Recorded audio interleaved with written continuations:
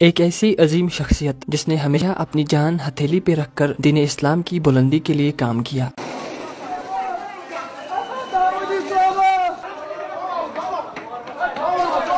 جی ہاں دوستو، آج بات کریں گے مولانا عبدالرشید داؤدی کی زندگی کے بارے میں، جو کسی تعارف کی محتاج نہیں ہے۔ مولانا عبدالرشید داؤدی صاحب، جنہیں ان کے چاہنے والے پوری دنیا میں داؤدی صاحب کے نام سے جانتے ہیں، کا اصل نام عبدالرشید شیخ ہے۔ 11 نومبر 1979 کو داؤدی صاحب کی پیدائش ضلع کلگام کے بڈرو یاری پورہ علاقے میں ایک باوقار اور مذہبی گھرانے میں ہوئی۔ والد صاحب عبدالرحمن شیخ اور والدہ حنیفہ بانو کے مذہبی رجحان نے ان میں بچپن سے ہی روحانی اور مذہبی نشوونما پیدا کیا۔ ان کے والد نے انہیں قرآن کی بنیادی باتیں اور اصول سکھا کر داؤدی صاحب کے پہلے استاد کا رول ادا کیا۔ سال 1984 میں ابتدائی تعلیم کے لیے داؤدی صاحب کو بڈرو یاری پورہ کے ایک گورنمنٹ اسکول میں داخل کیا گیا، جہاں سے انہوں نے 8ویں کا امتحان پاس کیا۔ اس کے بعد مزید تعلیم کے لیے انہوں نے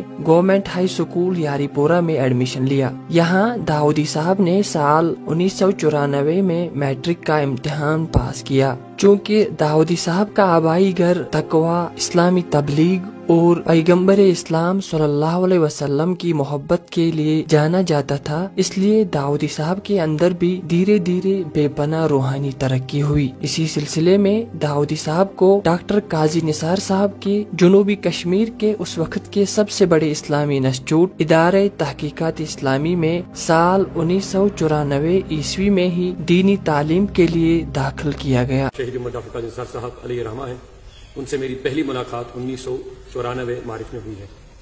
جو میرے داخلے کا سال ہے، اسی سال میں نے ادارے تحقیقات میں داخلہ بھی لیا ہے۔ یہاں سے انہیں سال 1999 میں مولوی کی ڈگری سے نوازا گیا۔ اس کے بعد داؤدی صاحب نے مفتی اسد اللہ مصباحی کی قابل رہنمائی میں مولوی عالم فاضل اور اسلامک اسٹڈیز میں ماسٹرز ڈگری بھی حاصل کی۔ بعد میں داؤدی صاحب کے علم اور تجربے سے متاثر ہو کر ادارے تحقیقات اسلامی نے انہیں ادارے میں ٹیچر مقرر کیا، جہاں انہوں نے 3 سال تک بچوں کو پڑھایا۔ دوستو، یہاں آپ کو یہ یاد دلاتے ہیں کہ اس وقت کشمیر میں سیاسی ہنگامے اہم تھے، خاص کر شہید امت ڈاکٹر قاضی نثار احمد کی شہادت سے اہل سنت کا فرقہ یہاں درہم برہم پڑا تھا۔ ڈاکٹر نثار کی شہادت کے بعد پورا فرقہ اہل سنت مایوسی کا شکار تھا، اور ان کی وفات سے پیدا ہونے والا خالی پن اور نقصان کی بھرپائی کرنا نہ صرف مشکل بلکہ قریباً ناممکن ہی تھا۔ لیکن تمام ہنگاموں اور رکاوٹوں کے باوجود داؤدی صاحب نے اپنی طرف سے پوری کوشش کر کے اس معاشرے کو پھر سے اسلام کے جذبے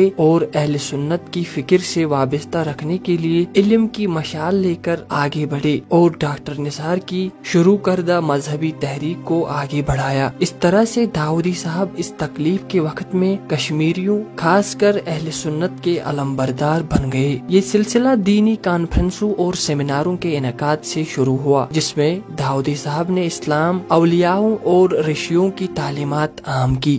داؤدی صاحب بہت ہی کم عرصے میں وادی میں معروف و مشہور ہوئے۔ اس کے بنیادی وجوہات میں داؤدی صاحب کی لگن اور محنت کے علاوہ ان کی دل چھو لینے والی سریلی آواز تھی، جس کے باعث ان کو داؤدی کا خطاب بھی ملا، اور آگے وہ اسی نام سے بے حد مشہور ہوئے۔ داؤدی صاحب کی اہلیہ کا نام جمیلہ اختر ہے، جن سے ان کے 2 بیٹے اور 1 بیٹی ہے۔ معاشرے کی بڑھتی برائیوں پہ روک تھام لگانے اور دینی جذبے کو قائم رکھنے کے لیے داؤدی صاحب نے اپنے ساتھیوں سے مل کے ایک انقلاب پیدا کرنے والا فیصلہ لیا۔ یہ بات سال 2005 کی ہے، جب داؤدی صاحب نے اننت ناگ کے کہری بل علاقے میں منعقدہ ایک دینی اجتماع کے دوران ایک بڑی تحریک کا اعلان کیا۔ یہ تحریک تھی تحریک صوت الاولیاء۔ اس تحریک نے شروعات کی ایک چھوٹے مدرسے سے، لیکن دیکھتے ہی دیکھتے کچھ ٹائم میں ہی یہ جموں و کشمیر کی سب سے بڑی تحریک بن گئی۔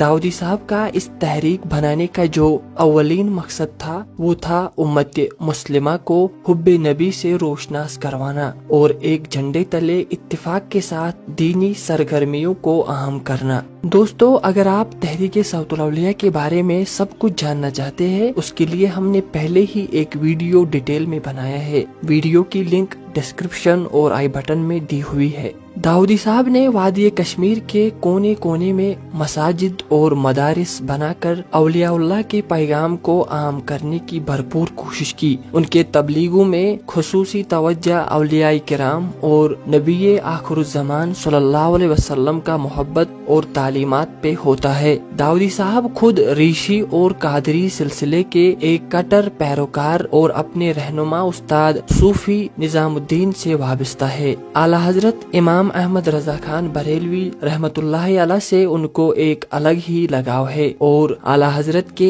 एक बड़े पैरोकार होने की हैसियत से उनके नक्शे कदम पे ही उनके अक्सर उसूलों की बुनियाद है। दाऊदी साहब ने तकरीबन वादी कश्मीर के हर कोने में तबलीगी फराइज अंजाम दिए हैं, लेकिन अनंतनाग के काबा मर्ग दरगाह में मुबल्लिग की हैसियत से तकरीबन हर जुमा इन्होंने तबलीग किया है। इसके अलावा दाऊदी साहब ने कई कौमी और बैनुल अक़वामी कॉन्फ्रेंसों में शिरकत की। साल 2011 में हिंदुस्तान के मारूफ आलिम मुफ्ती अब्दुल मन्नान कलीमी ने दाऊदी साहब को फातिह कश्मीर के खिताब से नवाजा। इसी तरह साल 2017 में उन्हें फखरे अहले सुन्नत का खिताब मिला। 1 नवंबर 2018 दाऊदी साहब को अहमद रजा मूवमेंट बेंगलोर की तरफ से इमाम रजा अवार्ड से नवाजा गया। साल 2020 में पाकिस्तान के एक मारूफ शख्सियत और दावत इस्लामी के बानी इलियास अत्तार कादरी साहब ने इन्हें मोहसिन अहले सुन्नत के लक़ब से नवाजा। दोस्तों, दाऊदी साहब के लाखों चाहने वाले और पैरोकार है जो इनके नाम पे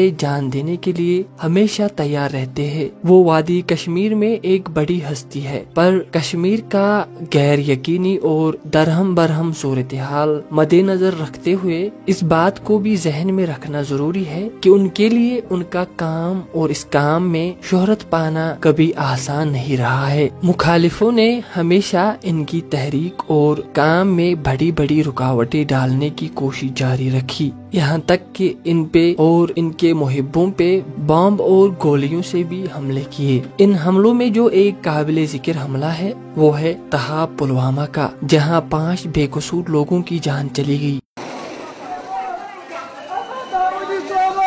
अगरचे इस हमले में दाऊदी साहब मौजूदाती तौर पे बचे, लेकिन इससे उनकी हिम्मत में मजीद इजाफा हुआ। वो नहीं रुके, आगे बढ़ते गए। सितंबर 2022 में जम्मू व कश्मीर पुलिस ने यहाँ के नौजवानों को उकसाने और अवाम में इंतशार फैलाने के इल्जाम में पब्लिक सेफ्टी एक्ट PSA के तहत दाऊदी साहब को गिरफ्तार कर लिया और पूरे 1 साल तक जेल में बंद रखा। लेकिन दाऊदी साहब ने जम्मू व कश्मीर हाई कोर्ट में अपनी हिरासत को गैर कानूनी बताकर इसका चैलेंज किया। आखिरकार सितंबर 2023 को Jammu and Kashmir high court के जस्टिस संजय दर ने दाऊदी साहब के हक में फैसला सुनाया और उनकी हिरासत को नाकिस ठहरा के उन्हें बाइज्जत रिहा किया। दोस्तों, इतनी सारी रुकावटों और मुश्किलों के बावजूद भी दाऊदी साहब कभी कमजोर नहीं पड़े। उन्होंने हमेशा बेझिझक इस्लाम के बुनियादी उसूलों को फैलाने की भरपूर कोशिश की। आखिर में हम अल्लाह से यही दुआ करते हैं कि